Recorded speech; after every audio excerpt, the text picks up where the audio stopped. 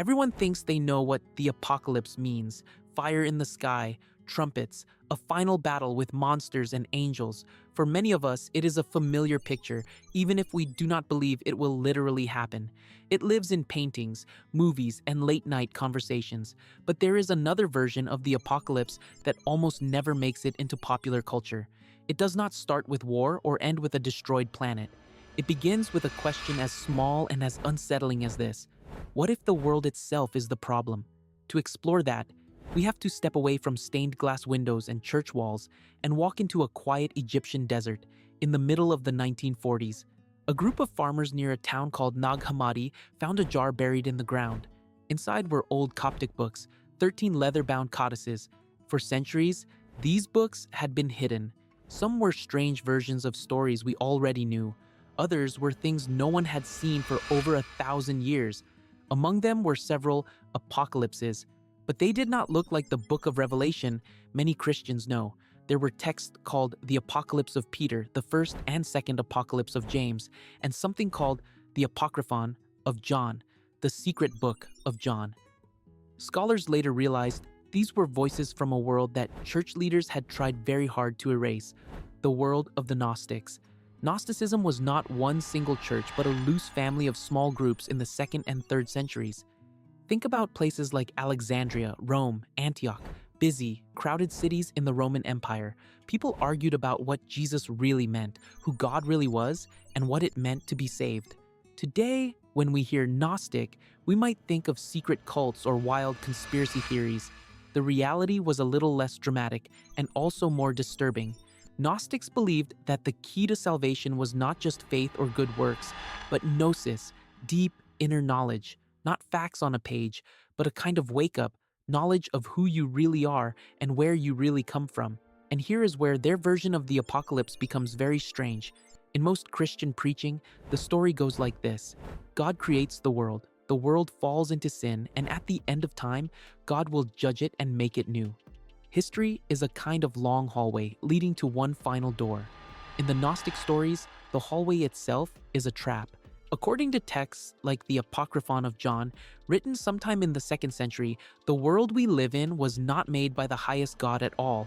It was built by a lesser being, a kind of cosmic mistake, usually called the Demiurge. He has several names in these writings: Yaldabaoth, Sakla, Samael. One of his names even means the blind God. Imagine a creator who does not realize he is not the true God. That is the Gnostic Demiurge. In these stories, he shapes the universe out of ignorance and pride. The result is a world that is beautiful, yes, but also broken at its core. A world where suffering, injustice, and death are not just accidents. They are baked into the system.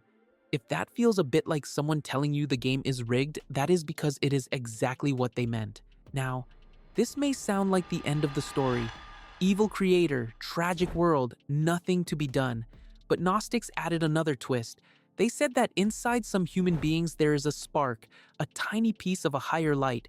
It does not belong to the Demiurge or to his world.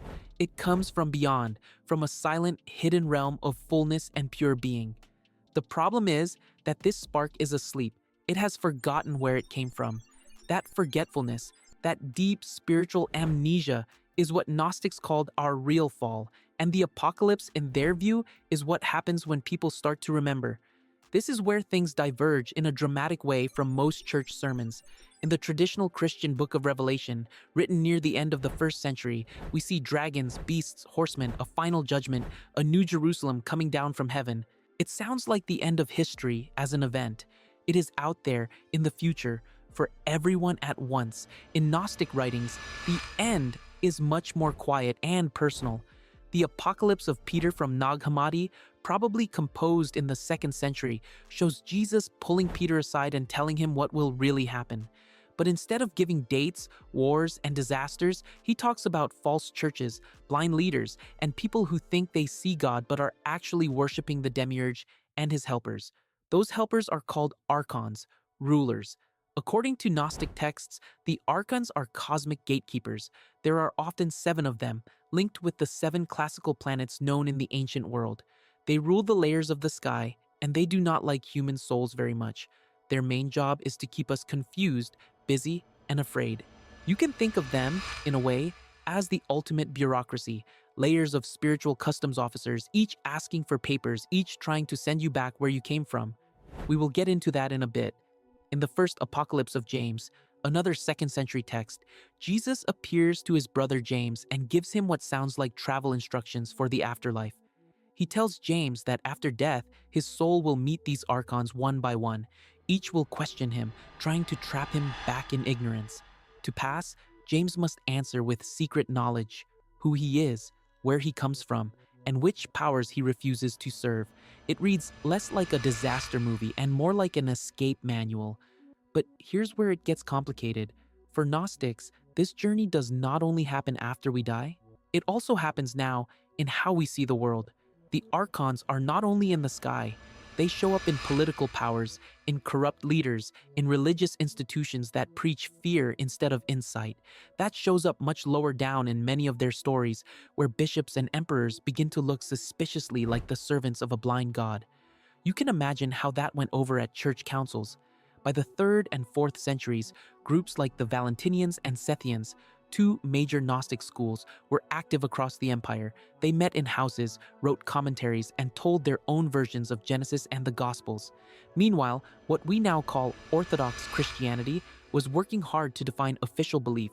Think of gatherings like the Council of Nicaea in the early 4th century, where bishops settled on creeds and tried to shut down rival teachings. From the point of view of those bishops, Gnostics were dangerous. They said the God of the Old Testament was not the highest God. They treated regular churches as, at best, beginner classes, and at worst, traps set by the Demiurge. In the Gnostic Apocalypse of Peter, Jesus even laughs at some official leaders, saying they love the name bishop, but do not know the living truth. More on that later. Bit by bit, their writings were banned, copied less often, and finally hidden, like the codices near Nag Hammadi. For over 1,500 years, most of what people knew about Gnostics came from their enemies, church fathers like Irenaeus or Epiphanius, who wrote long refutations, and those critics focused mostly on how wrong and strange the teachings were, not on their deeper logic. When the Nag Hammadi texts were found in 1945, an older, stranger Christian world came back into view. Now, scholars could read these Gnostic apocalypses for themselves in Coptic translation from earlier Greek originals. They could also compare them. For example, there are 4 separate manuscripts of the Apocryphon of John, 2 long and 2 short, a sign that this secret book had real weight in some circles. What do these rediscovered stories actually reveal about the end? One of the central myths running through texts like the Apocryphon of John and Pistis Sophia is the fall and rise of Sophia. Wisdom. In these stories, Sophia is not a human being, but a divine figure, an aeon, part of the higher realm. Out of desire to know the unknowable, or in some versions out of compassion, she acts without her partner and produces something incomplete, the Demiurge. Her misstep ripples down the whole chain of being. The Demiurge, unaware of his true origin, creates the material world. He and his archons then trap the sparks of divine light in human bodies. In some versions, Sophia herself falls into a lower realm and becomes Achamoth, the lower Sophia, weeping and struggling in the darkness she helped create. To my mind, this is one of the quietly unsettling parts. The story says that the brokenness of the world comes not just from malice, but from a mistake in the higher places. The line between wisdom and error, even in heaven, is very thin. And yet, in these same texts, the whole plot of history is bent toward her restoration, Sophia being brought back to fullness, and the sparks returning home with her. Here, the apocalypse is not so much God crushing enemies as wisdom waking up from her own nightmare. What then is the role of Christ in all this? In the Gnostic apocalypses, Jesus is less a sacrifice on a cross and more a revealer, a teacher who slips through the archon's blockade. In the Apocryphon of John, for example, he appears to a shaken, grieving John after the crucifixion. John has run away, confused and afraid. Jesus comes, not to scold, but to explain the entire structure of the cosmos, from the highest aeons to the lowest demons, and to show John where he really belongs in that map. In text after text, the pattern repeats. Jesus pulls someone aside, Peter, James, even Adam or Seth in some writings, and reveals things that were hidden since the foundation of the world. He explains how to recognize the archons, how to speak to them, and how to refuse their claims. Christ's death and resurrection are still there, but they are almost like the opening of a hidden door, not just the paying of a legal debt. And that is where things turn darker for church authorities. Because if salvation is a matter of inner awakening, not just belonging to the right institution, then bishops and councils do not hold the only keys. In the Gnostic apocalypse of Peter, those who cling to outer power are described as empty, while the true ones are small, scattered, and often ignored. You can see why. By the 4th century, when Christianity became tied to imperial power under Constantine and later emperors, there was not much room for groups claiming that the whole visible order, political and religious, was secretly run by blind powers. By then, many Gnostic writings were being suppressed. Some were burned, others were hidden in jars in the Egyptian desert, where they waited for 1900 years to be read again. So, what does all of this mean for the word apocalypse? If you ask a Gnostic writer from the 2nd century, they might say, the apocalypse is not a final war or a date on a calendar. It is the ripping away of a veil. The Greek word apocalypsis itself means uncovering. For them, the real disaster is not fire from the sky, but going through your whole life never realizing you are more than a piece in someone else's game. Living in an apocalyptic age, in this view, is not about stocking up on food and waiting for signs. It is about waking up now, questioning what you are told, paying attention to those odd moments when you feel like a stranger in your own world, and asking again and again, who profits from my ignorance?